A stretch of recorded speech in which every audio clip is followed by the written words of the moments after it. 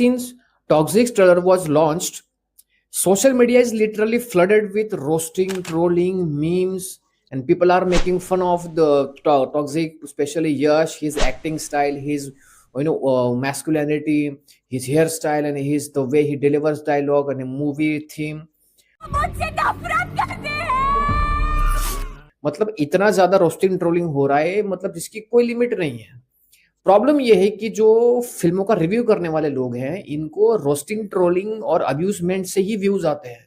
इनकी पर्सनल कोई analysis, personal कोई ग्राउंड लेवल पे कोई काम नहीं किया इन्होंने। इसलिए इनको फिल्म की जो टेक्निकलिटीज है, वो जो फिल्म बनाई जा रही है उसकी कौन सी टारगेटेड ऑडियंस है, उसके टेक्निकलिटीज क्या है, मार्केटिंग टेक्निक क्या है, कंटेंट क्यों है, इनको कुछ नहीं पता है। देखिए क्या होता है ना, हर एक प्रोडक्ट, मूवी से एक विजुअल प्रोडक्ट, वो अपने अपने टारगेटेड ऑडियंस के लिए बनाया जाता है। देखिए साउथ में जो है ना, नसरुद्दीन शाह या नाना पाटेकर या मनोज बाजपेयी, इस तरह के एक्टरों की एक्टिंग नहीं चलती है। अमिताभ बच्चन इतना बड़ा एक्टर है, इतना बड़ा स्टार है, लेकिन साउथ में उसको नहीं पूछते लोग, राइट? उनकी उतनी डिमांड नहीं साउथ में। या शाहरुख खान की, सलमान खान की, उनको इनकी एक्टिंग समझ में नहीं आती है।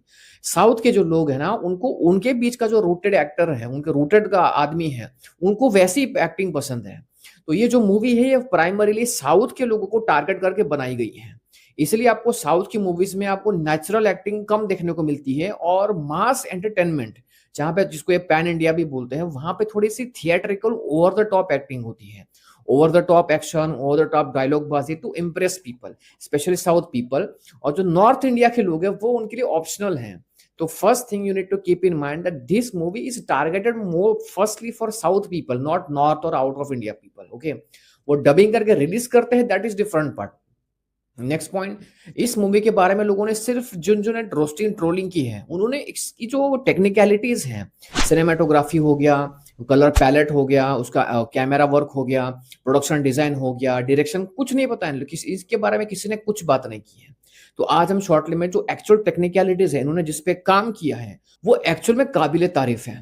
पहला हम बात करते हैं इस मूवी के कलर पैलेट की। कलर पैलेट का मतलब, आप जब फिल्म देखेंगे, जो ट्रेलर देखेंगे, उसके हर एक फ्रेम में आपको कुछ ना एक कलर कॉम्बिनेशन देखने को मिलता है। ये कलर कॉम्बिनेशन ऐसे ही नहीं होता है। अब इस मूवी को एक और चीज की वजह से ट्रोल किया जा रहा है कि या इस मूवी में जो लड़कियों का नंगापन या जो इस तरह की अपसर्ड चीजें दिखाई गई है, वो क्यों दिखाई गई है? उनको ऐसा लगता है कि ये मूवी बागबान है, तारे जमीन पर है, या फिर कभी खुशी कभी गम है। अरे भाई, इस मूवी का नाम टॉक्सिक है, एंड दैट्स व्हाई ये मूवी अडल्टहुड के लिए है। उन्होंने ट्रेलर के स्टार्ट में ही एक डिस्क्लेमर लगा दिया है कि बच्चों को दूर रखिए इससे, फिर भी उसको ट्रोल किया जा रहा है। फिर तो आज हम कुछ टेक्निकल चीजों के बारे में बात करेंगे जो शायद ही किसी ने बात की होगी। दूसरा, इसका colour palette, colour coding. Colour coding का मतलब क्या है? देखिए, इस मूवी का जो थीम है वो टॉक्सिक है। टॉक्सिक का मतलब होता है negative, dark, grey, thriller, horror, drama, crime. ये जो तामसिक चीजें हैं, नेगेटिव चीज है, उसके अराउंड घूमने वाला एनवायरनमेंट है। ये तारे जमीन पर नहीं है, ये बागबान नहीं है, कभी खुशी कभी गम नहीं है, तो पॉजिटिव एनवायरनमेंट नहीं होगा। हर एक आपको जितना भी आपको प्रिंट दिखाई देगी, वीडियो प्रिंट, उसमें आपको कहीं ना कहीं dark, negative, grey, horror, crime, drama, इस तरह का माहौल दिखाई देगा।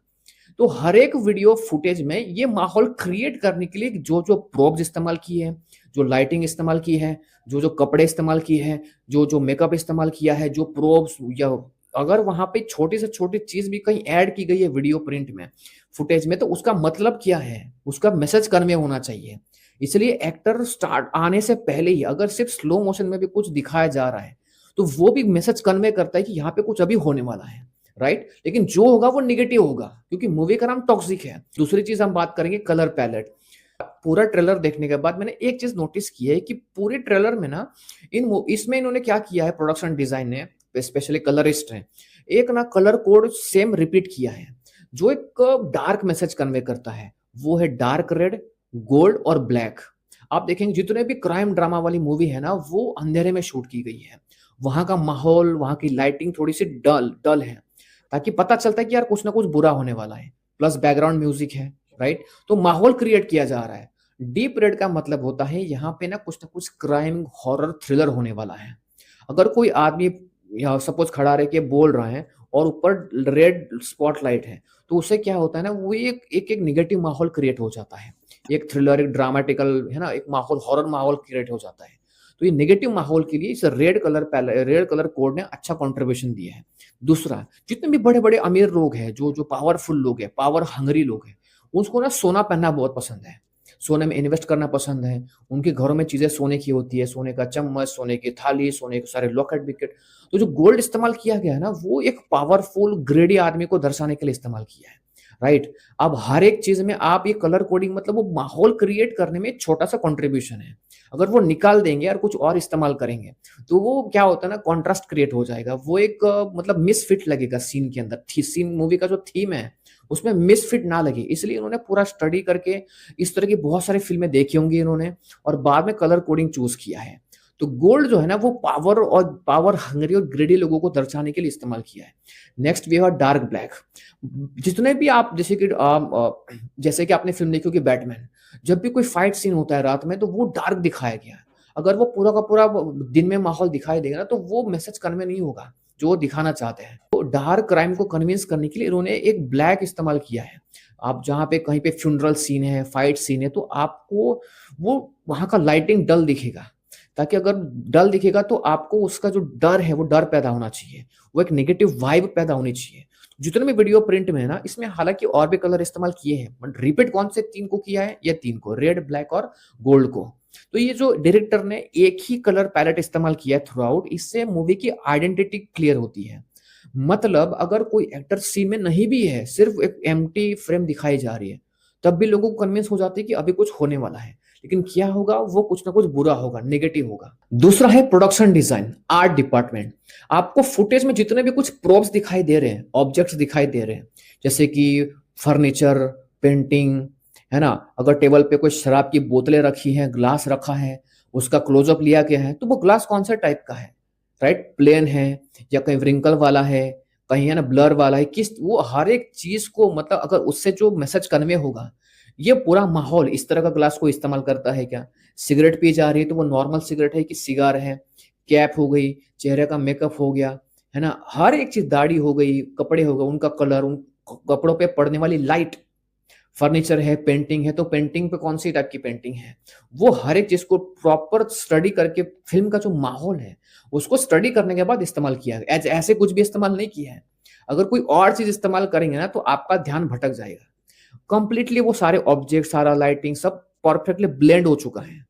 तो यहाँ पे दूसरा है आर्ट डिपार्टमेंट। आर्ट डिपार्टमेंट ने बहुत सटीक तरीके से स्टडी करके उसको इमर्ज कर दिया है।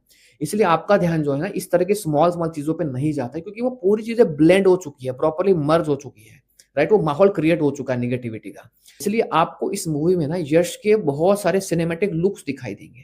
उसकी अलग-अलग एंट्रीज़ दिखाई देगी, ताकि स्लो मोशन में उसका कैमरा से घुमाना सर्कल में क्रेन लगा के, फिर वो अपना मुँह यहाँ दिखाएगा, फिर उसकी आँखें। तो वो पावर को दिखाने के लिए, अगर वो बहुत ही जल्दी-जल्दी में दिखा दिया ना, तो वो पावर फ़ील नहीं होगी। जैसे कमीने पिक्चर आई थी बहुत साल पुरानी, शाहिद की। अगर आपने देखा वो फ़िल्म, तो वो ना ऑलमोस्ट थ्रू आउट ये मूवी ना कैमरा ऐसा हिल रहा है। तो क्यों? क्योंकि वो डायनामिक्स मेंटेन करने के लिए।